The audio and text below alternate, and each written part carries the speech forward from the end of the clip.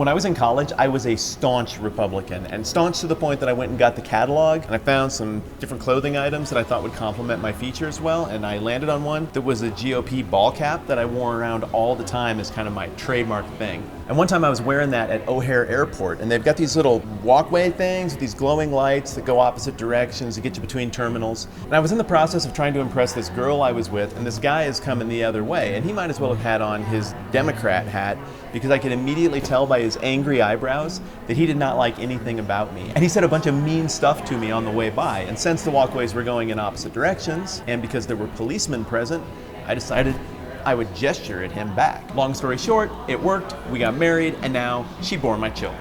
But my affiliation with the Grand Old Party wasn't just an attempt to impress women because of how much that obviously works. Instead, it truly was a righteous crusade. I understood the Republican Party and Republican politics to fit perfectly with evangelical Christianity and all the right beliefs about God. And if you put these two things together, you could be a crusader for what was right and true. The point of this video isn't to be mean to anybody who holds any particular political persuasion, but the point of this video is to point to a verse that a lot of people quote when justifying that mentality about America and values and how we ought to vote. And that mentality is one that I often hear propped up by citing the verse 2 Chronicles 7:14, which goes like this: "If my people who are called by my name will humble themselves and pray and seek my face and turn from their wicked ways, then I will hear from heaven and I will forgive their sin and will heal their land." Like a lot of people, I long assumed that most passages in the Bible could just be extracted from anywhere and applied to anything, and then that would become the true meaning of the verse. But this is one of those verses that really exposes the flaws in that mentality. That verse is a part of God's response to Solomon's prayer offered earlier,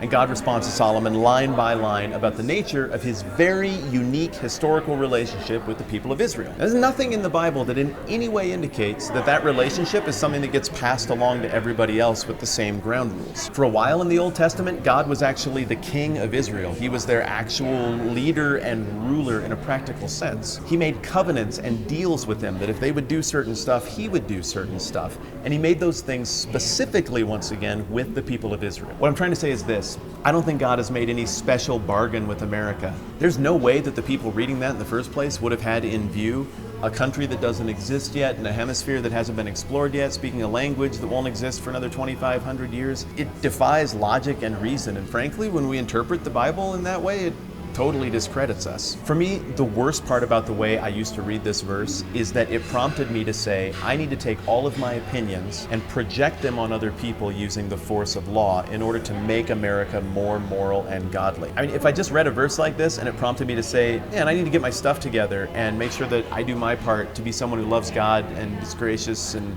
wants to get things right, then that'd be fine and good, because then my weird interpretation isn't something that I'm trying to put on other people through force. Here's where I'm at with this. This is a glimpse in at the relationship between God and his people. It's a unique relationship. To try and extract that out and say this is an all-time promise for all nations ever is weird and can lead us to some really strange policy that right now I think we're paying the price for in the form of horrible friction with everyone who doesn't think like us in our country. But I will say this: if a passage like that prompts me or you or anybody to say, man, I really want to honor God with my life, both privately and in public, that's awesome. Because that's you and me working things out with God in a way where we're just trying to get things right with him.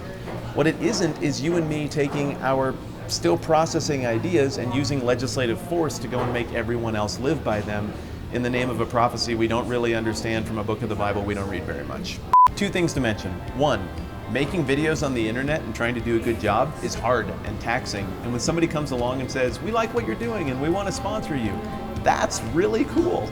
So if you like the 10-Minute Bible Hour in general, it would mean the world to me if you would go and show your support to offthepage.com, who have sponsored this entire series on ruined verses of the Bible. Second thing, if you're ever in Lander, Wyoming, you should completely come to the Lander Bake Shop, because my friends Matt and Angie made this place and they remodeled it. It's like the hippest, coolest joint ever anywhere, even though it's in a small town in Wyoming. It's still the awesomest. So, off the page, Lander Bake Shop. I'm Matt, Ruined Verses. Catch you soon.